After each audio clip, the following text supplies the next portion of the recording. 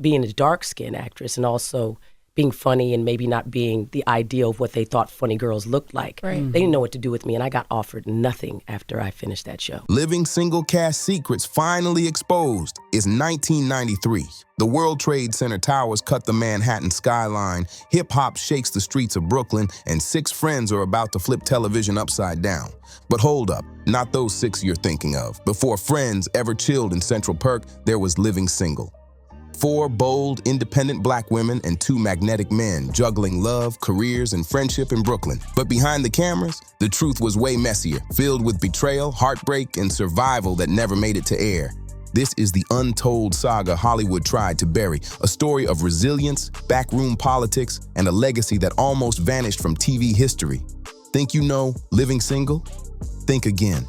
August 1993, Queen Latifah, still Dana Owens back then, storms into a Warner Brothers conference room with a pitch that could either blow up TV forever or crash and burn in front of everyone. She wasn't just another rapper chasing Hollywood dreams. She was a force of culture who understood what the suits in charge never did. Authentic representation wasn't just the right thing to do, it was big business.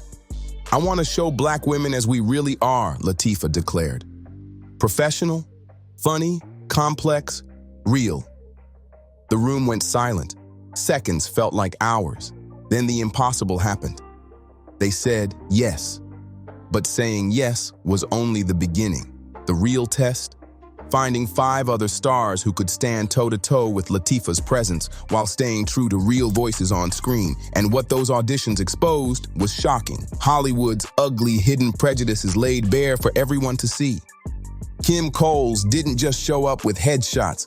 She walked in carrying the dreams of every funny black woman Hollywood said wasn't mainstream enough. And then came Erica Alexander. Everything the industry claimed it wanted, yet secretly feared. A black woman who was brilliant, bold, and unapologetic. The suits tried to push her out before the show even aired. The so-called Maxine Shaw problem. Just 3 weeks into pre-production, Erica got a call that could have ended her career. The network had concerns, Hollywood's favorite code word for panic. "They said I was too intimidating," Alexander later admitted. Translation, America wasn't ready for a black female lawyer who never backed down and never apologized for being the smartest person in the room. Maxine Shaw wasn't just a character. She was a challenge to the system, powerful, sharp, and fearless. Exactly what white execs didn't want on primetime TV. And that's when Queen Latifah made her stand. She stormed into the executive suite and dropped 5 words that rewrote television history. "If Erica goes, I go." Meanwhile, Kim Fields redefined herself with Regine, and the men flipped stereotypes inside out. John Henton's Overton broke the tired, angry black man trope with warmth and kindness, while T.C. Carson's Kyle gave us something TV rarely showed. A black man who was educated, successful, stylish, and emotionally available. But don't get it twisted. Behind Carson's charm, a storm was brewing. One that would one day rip the Living Single family apart. The storm finally hit in September 1994, just 1 year after Living Single premiered to critical love and strong ratings. Out of nowhere, another show about 6 friends living in a big city dropped. That show, Friends. And it would go on to become Living Single's biggest rival and its shadow. The similarities were impossible to miss. 6 friends, city backdrop, relationship-driven comedy, but here's the kicker. Living Single had 6 black leads, Friends had 6 white ones, and Hollywood acted like that little detail didn't matter. What came next was a textbook case of systemic inequality, carefully dressed up as just business. The money told the real story.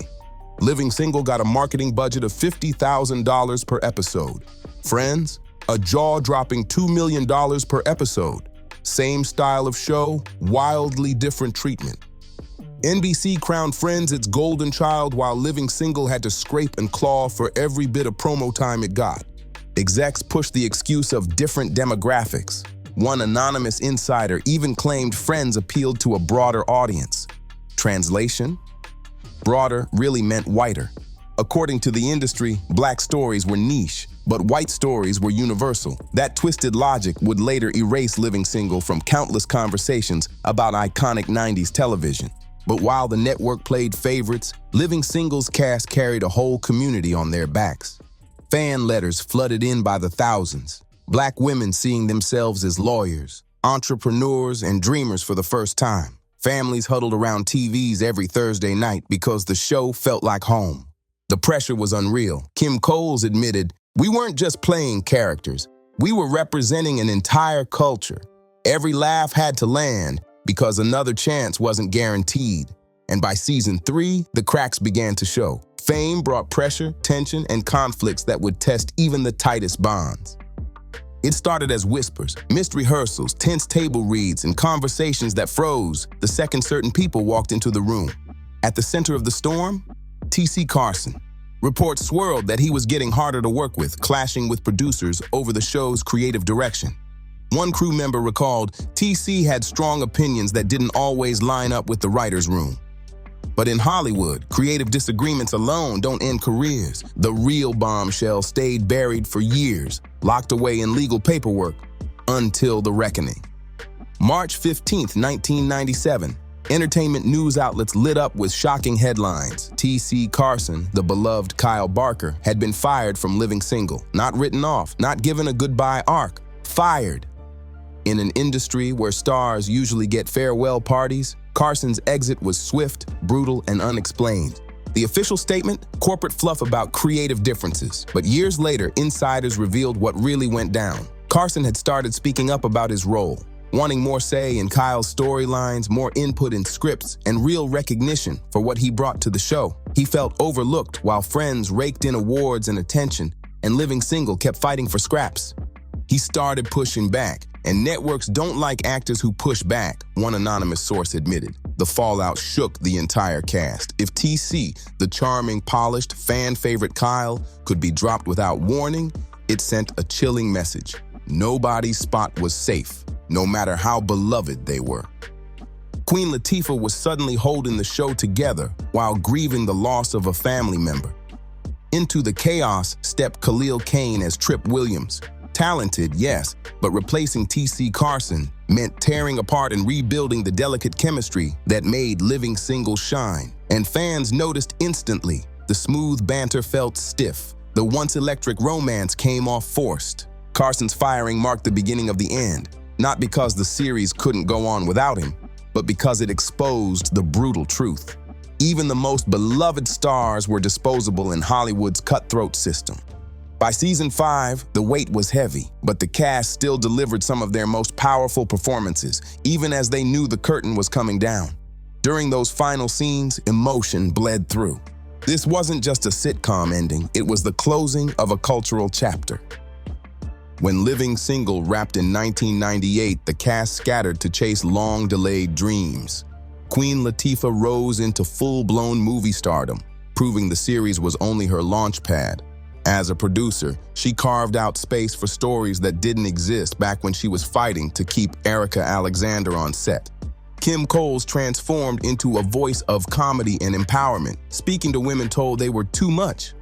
Erica Alexander took her platform into activism and entrepreneurship, reminding the world that Maxine Shaw was only the beginning. She taught me that being smart and uncompromising isn't a flaw. It's a superpower, Alexander explained.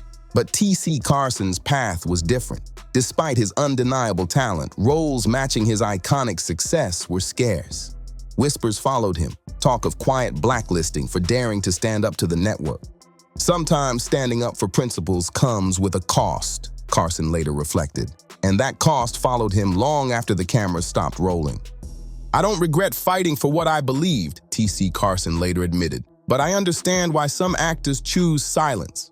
His words cut deep, because the recognition that never came was a wound the whole cast carried. As the 90s turned into nostalgia gold, something strange happened. Friends was crowned the defining sitcom of the decade, while Living Single got pushed into the margins. Despite coming first with richer, more diverse characters, Friends got everything.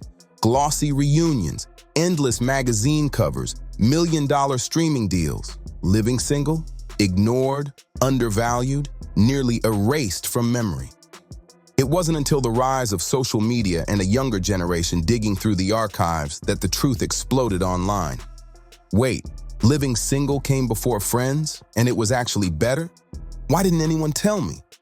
Those viral revelations cracked open painful truths about how representation works, or doesn't. Black excellence had been sidelined, replaced by safer, whiter narratives that executives thought the world wanted. Then, in 2021, the tide shifted. Streaming platforms started battling for diverse content, and audiences demanded the real thing. Living Single finally got the flowers it had always deserved. Critics re-examined its influence. Historians honored its groundbreaking style. Scholars praised Maxine Shaw as a revolutionary portrayal of unapologetic Black brilliance. Living Single didn't just predict the future of TV, it created it, one historian declared. And today, its fingerprints are everywhere. From Insecure to Atlanta, every show that celebrates authentic Black voices traces its roots back to that Brooklyn brownstone, where 6 friends changed television forever. Living Single showed us we didn't have to water ourselves down. We could be ourselves and trust authenticity would resonate, said Issa Rae. That statement captures it all. The story of Living Single isn't just nostalgia. It's a hard truth about representation, recognition, and resilience.